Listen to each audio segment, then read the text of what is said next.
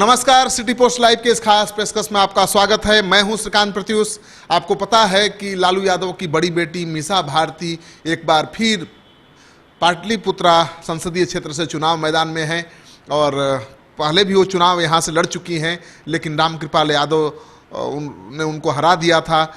दूसरी बार वो चुनाव मैदान में है और इस शपथ के साथ कि इस सीट को जीतकर लालू यादव की झोली में डाल देना है। वैसे भी पाटलिपुत्रा की सीट लालू परिवार के लिए बहुत अहमियत रखती है, क्योंकि लालू यादव का भी सपना था इस सीट से चुनाव जीतने का, वो पूरा नहीं हो पाया। उनके दोस्त ने ही उनको हरा दिया, रंजन यादव ने। और फिर उसके बाद मीसा भारती, लालू यादव की बेटी, यहाँ से चुनाव लड़ी, लेकिन उनकी हार की वजह भी बन गए उनके चाचा रामकृपाल यादव। अब तीसरी बार यानी लालू परिवार का कोई आदमी पटना की इस सीट पर यानी पाटलिपुत्रा की इस सीट पर अपना दमखम दिखाने के लिए मैदान में है। मीसा भारती दूसरी बार यहाँ से चुनाव लड़ रही हैं। मीसा भारती ने एड़ी चोटी का जोर लगा दिया है पाटलिपुत्रा की सीट जीतने के लिए। दिन रात वो क्षेत्र में घूम रही हैं, मीडिया से दूर ही रहती हैं और जनता के बहुत करीब रहती हैं, लेकिन लोग उनसे सवाल भी पूछ रहे हैं कि कांति सिंह जो आपके कार्यक्रम में आई हैं, वो सब वर्कर को बाई नेम पहचानती हैं, सबको नाम से पहचानती हैं, सबको नाम से पुकारती हैं। आपको भी ऐसा करना पड़ेगा। और मीसा भारती आश्वासन दे रही हैं कि वो भी कोशिश करेंगी कि कांति सिंह की तरह वो हर कार्यकर्ता को नाम से पहचाने, नाम से पुकारे। तो मीसा भारती बदलने की कोशिश कर रही हैं मांग के अनुसार और लगातार कार्यकर्ताओं के बीच वो जा रही हैं। आज बिहटा में उनका एक कार्यक्रम था, बिहटा मनेर में कार्यक्रम था। और मनेर से आप जानते हैं कि आरजेडी के प्रवक्ता हैं भाई वीरेंद्र, वो विधायक हैं, लेकिन मनेर में होने वाली इस बैठक में वो शामिल नहीं थे। इसको लेकर भी पत्रकारों ने सवाल पूछा और मीसा भारती ने जवाब दिया कि भाई वीरेंद्र शिरडी गए हुए हैं, यहाँ पर मौजूद नहीं हैं, इसलिए वो यहाँ इस कार्यक्रम में नहीं आए।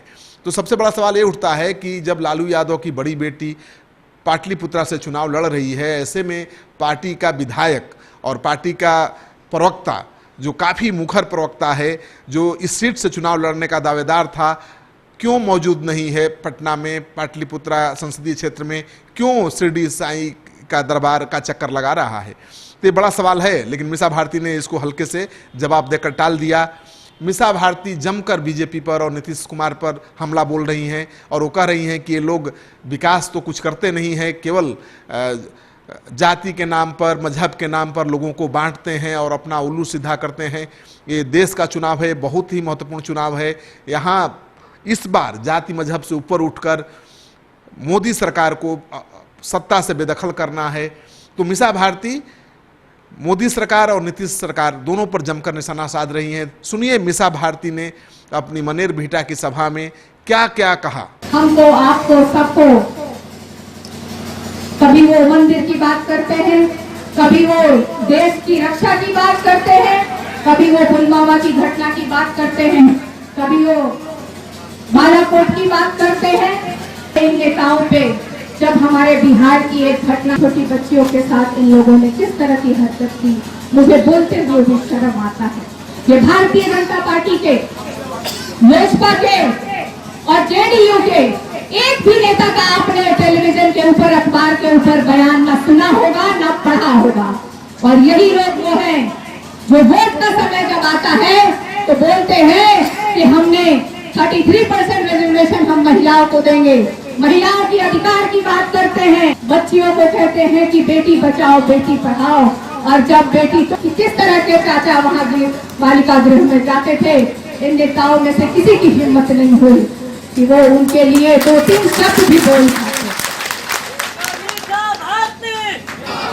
ये शर्म की बात इसलिए भी लगती है कि वो किसी न किसी, उनके घर में वो पति होंगे, किसी के वो पिता होंगे, उनके घर में बेटी बहू जरूर होगी। तो मुझे लगता है कि ये सब आप लोग एक ध्यान में रखें कि वोट की बारी आती है, बहुत तरह के सपने दिखाए जाते हैं। अभी हाल में हमारे प्रधान की हम लोगों ने कहा कि ये पक्षी लोग हैं, ये मुद्दों पे नहीं टिकते हैं, इधर उधर की बात आपको समझाएंगे, आपको कहेंगे कि ये तो लालू जी की बेटी है। ये चुनाव का मुद्दा नहीं है, ना हमारे लिए। ये आपको भटकाते हैं, आप भटकिए नहीं, आप सब एक रहे। आप सब आए, सारे नेताओं को आपने धैर्यपूर्वक सुना और अपने अपने पंचायत में, जैसे कि मैं सब लोगों को आज तक कहती हूँ कि हमारे साथ घूमने की आवश्यकता नहीं है। आपकी पहचान आपका पंचायत और आपका गांव मुझे करा देगा। मैं खुद आपको बुला करके, आप मेरे पास आएंगे, मैं खुद आपको बुला करके आपकी पहचान जानूंगी, समझूंगी।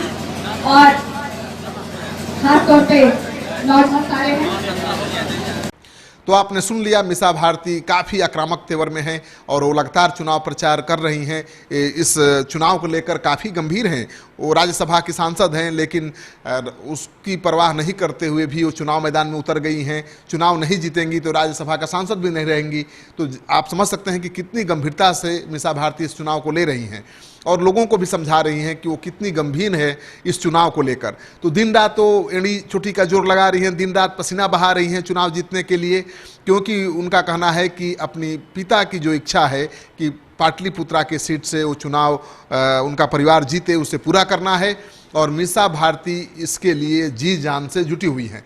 अब देखना ये है कि भाई वीरेंद्र उनकी कितनी सहायता करते हैं, क्योंकि यहीं से वो चुनाव लड़ना चाहते थे और इसको लेकर मीसा भारती और भाई वीरेंद्र में घमासान भी हुआ था।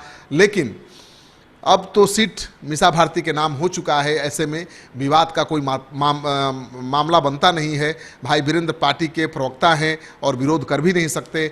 लेकिन अगर खुले दिल से, खुले मन से मीसा भारती के पक्ष में वो चुनाव प्रचार करेंगे तो मीसा भारती की राह आसान हो जाएगी। अगर वो चुपचाप बैठ जाएंगे तो राह मुश्किल हो जाएगी। लेकिन मीसा भारती के लिए एक अच्छी बात ये है कि इस बार माले ने कोई प्रत्याशी नहीं दिया है, क्योंकि माले के प्रत्याशी को भी लाखों वोट मिलते रहे हैं और वहीं मीसा भारती की हार की वजह भी बनता रहा है माले प्रत्याशी। लेकिन अब जब आरा सीट माले को दे दिया गया है आरजेडी की तरफ से और बदले में पाटलिपुत्रा की सीट से माले को अपना प्रत्याशी नहीं देने के लिए तैयार कर लिया गया है, मीसा भारती की चुनौती थोड़ी कम हुई है और मीसा भारती अपनी जीत को लेकर पूरी तरह से आश्वस्त दिख रही हैं। अगर मीसा भारती के इस दावे में दम दिखे तो इस वीडियो को दोस्तों के साथ खूब शेयर करिए। अगर आपने अब तक हमारा यूट्यूब चैनल सब्सक्राइब नहीं किया है तो कर लीजिए। हम लगातार मीसा भारती के संसदीय क्षेत्र से आपके लिए खबर लाते रहेंगे।